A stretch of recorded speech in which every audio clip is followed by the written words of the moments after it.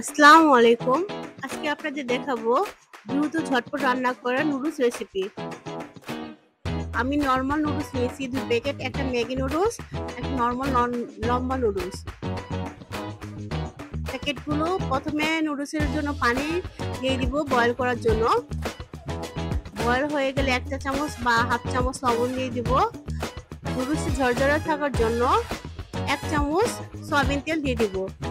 তারপর নুডলসগুলো ভালো করে সিদ্ধ করে নেব। নুডলসগুলো যখন সিদ্ধ হয়ে যাবে নামিয়ে একটা ঝাড়িতে নিয়ে ঠান্ডা পানির মধ্যে ঢেলে দিব, পানির কলটা ছেড়ে দিব। তারপর নুডলসগুলো আলাদাভাবে রেখে দেবো। একটা কড়াইতে গরম করে 2 টেবিল চামচ সয়াবিন তেল দিয়ে দেব। কুচি করে রাখা 1 চামচ রসুন কুচি দিয়ে দেব।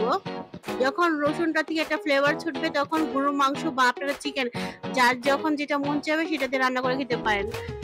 আমি আজকে গরুর মাংস দিয়ে রান্না করব। গরুর মাংসটার জন্য ম্যারিনেশন করে রাখছি একটু গরম মশলার পাউডার, সামান্য একটু আদা রসুন পেস্ট, একটু সয়া সস, একটু টমেটো সস দিয়ে একটু ম্যারিনেশন করে রাখছিলাম।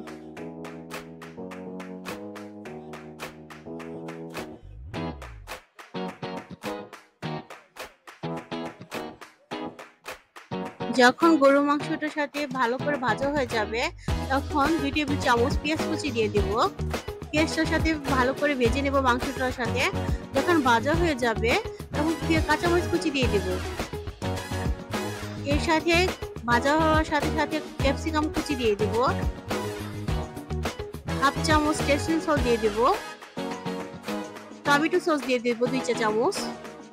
একটা ম্যাগি নুডলসের প্যাকেটের মশলা দিয়ে দেব প্রথমে, বাকি একটা দিব পরে। 1 চা চামচ সয়া সস দিয়ে দেব। সয়া সস দেওয়ার পর নুডলসগুলো দিয়ে দেব।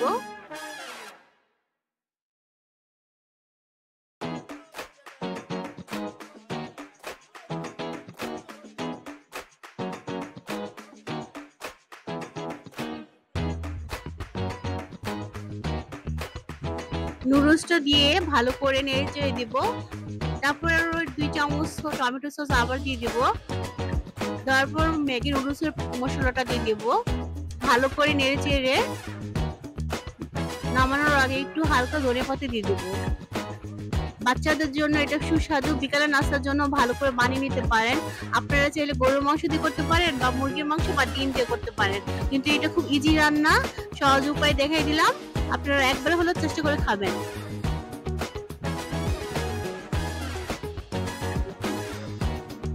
আপনাদের দেখার সুবিধার্থে আমি ইজি ভাবে রান্নাটা করে দেখাইছি। ভালো লাগলে একটা লাইক, কমেন্ট, শেয়ার, সাবস্ক্রাইব করে দিবেন।